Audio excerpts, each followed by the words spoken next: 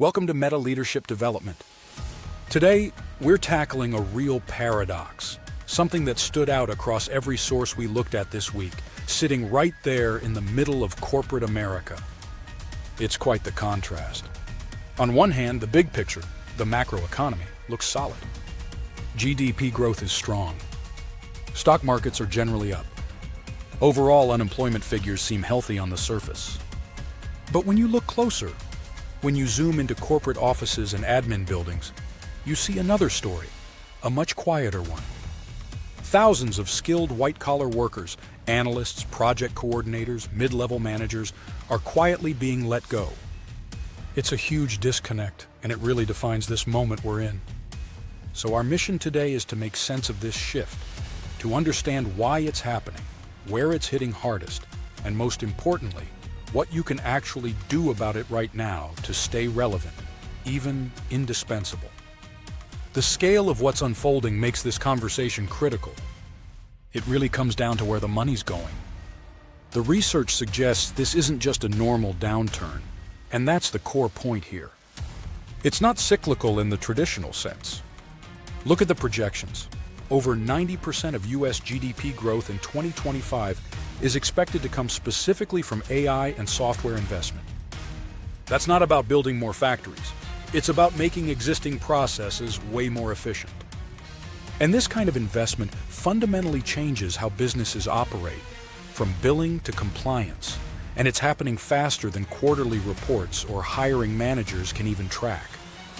Let's look at the signals on the ground. We're not talking about struggling small companies. We're seeing massive global firms, profitable ones, names like Amazon, Nestle, UPS, slashing tens of thousands of corporate and administrative roles. And they're doing this while reporting steady profits. They're not going broke. They're choosing to get lean, instantly lean, strategically lean. What's interesting is how subtle some of these cuts are, which makes them harder to track. They often get underreported because many transitions happen quietly.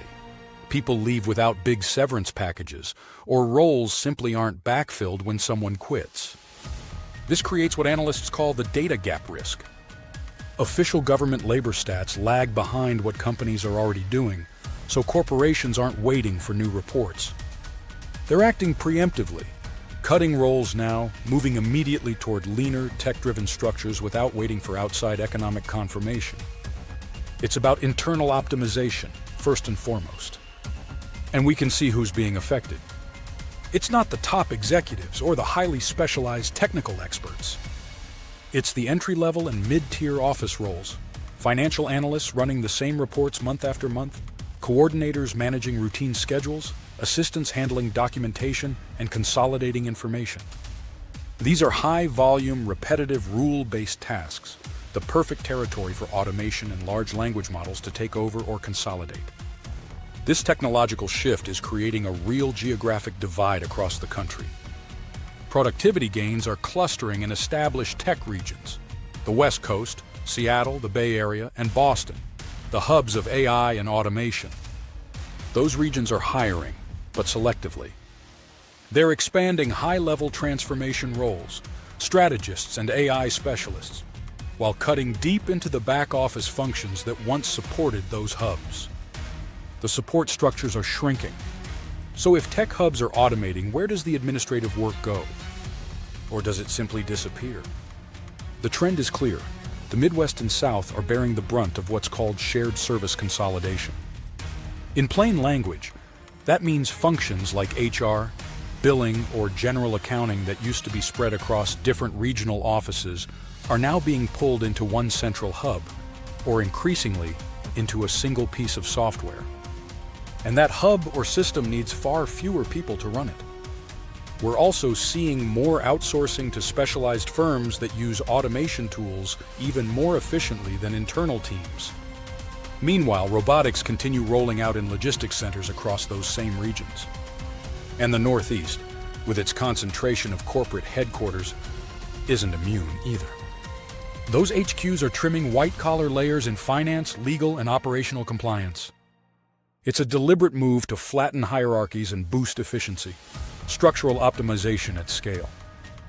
So we see the cuts geographically, we see which roles are targeted.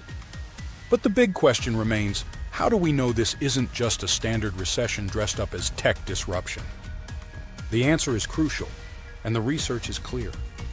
If this were just a typical recession, companies would be cutting broadly, marketing, R&D, manufacturing, across the board. But that's not what's happening. They're surgically removing administrative layers while increasing investment in R&D, especially AI tools. That's not downsizing, that's restructuring for a different economy. We're witnessing the end of what economists call labor hoarding. After the 2008 crisis and during the pandemic, companies held on to employees, even underutilized ones, out of fear they'd lose talent when recovery came. But that logic no longer holds. The cost of replacing a human doing repetitive tasks with an automated system has dropped so sharply that it's increasingly hard to justify keeping redundant roles, especially in the eyes of shareholders. The calculation has changed completely. Swapping in software isn't seen as a temporary cost cut, it's seen as a permanent efficiency gain. Now let's dive into specific sectors. In tech and AI, we're seeing high growth but also high turnover. Companies are automating their own internal processes. Program management, for example. Why hire a dozen project managers when an AI platform can handle resource allocation, scheduling, and even risk assessment?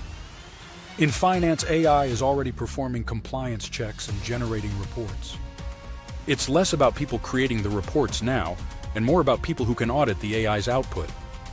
We need specialists in AI model oversight, people ensuring accuracy, compliance, and fairness in what machines produce. In retail and logistics, automation is drastically reducing corporate planning headcount. Sophisticated algorithms now manage inventory, plan distribution, and optimize delivery routes, faster, cheaper, and more accurately than human teams could. Even healthcare administration, once seen as human-centric, is changing. Automation is beginning to reshape billing, claims processing, and patient scheduling. The administrative overhead is enormous, and many of those tasks are high volume and rule-based, ideal for software automation. That transition is just beginning, but its potential impact is clear. And this brings us to a crucial truth. If you're in a mid-level corporate or administrative role right now, you must start thinking about a pivot. That mindset shift is non-negotiable. You are not being replaced. Your tasks are being replaced or automated. That's a key difference. You are being repositioned. You don't need to quit and become a coder overnight. Your value is shifting from being a performer of tasks to being an overseer of systems, a manager of processes that involve technology. You become the translator between human judgment and machine execution. That's the new sweet spot. Your context, ethical judgment, and strategic thinking become more valuable than ever, especially when interpreting what AI systems output or deciding how to apply their insights. So where are the new opportunities? They're not in doing the old tasks. They're in managing the automation, the data flow, and the human side of this transformation. We're seeing rapid growth in roles like AI governance specialists, ensuring responsible, ethical use of AI. Change management experts, helping organizations adapt to new systems. Digital oversight managers, monitoring automated operations and ensuring alignment with company goals. Every company adopting AI needs people to manage the change itself, to ensure compliance, reduce fear, and bridge the gap between technical and business teams. So practically, what skills should you be developing now? Based on current data, there are 4 key competency areas. 1. AI collaboration and AMP digital operations. Become fluent in how AI tools integrate into your company's software and workflows. You don't need to code, just understand how to use these tools effectively. 2. Data literacy. You don't need to be a data scientist, but you must understand dashboards, interpret metrics, and ask smart questions. 3. Process mapping. Learn how to diagram workflows, before and after automation. Understand where human oversight remains critical. You're essentially designing the new efficient workflow, identifying every human-machine touchpoint. 4. Cross-team communication and change management. Be the bridge builder. Explain automation benefits to skeptics and explain human needs to the tech teams. And yes, there are quick wins. The PMP, Project Management Professional Certification, always holds value. Add niche credentials like automation governance or data compliance in your sector. For instance, HiPay or health data compliance in healthcare. Stay alert to government programs. Reports suggest major reskilling initiatives are on the way, with subsidized certification programs likely emerging soon. And geography still matters. The West Coast and Boston remain top AI hubs, but Austin, Dallas, and Atlanta are fast-rising secondary centers, where corporate AI oversight and change management offices are setting up. This all feels urgent because it is. So, let's get to the actionable coaching recommendations. 4 steps you can take this week. Step 1, audit your role. Be brutally honest.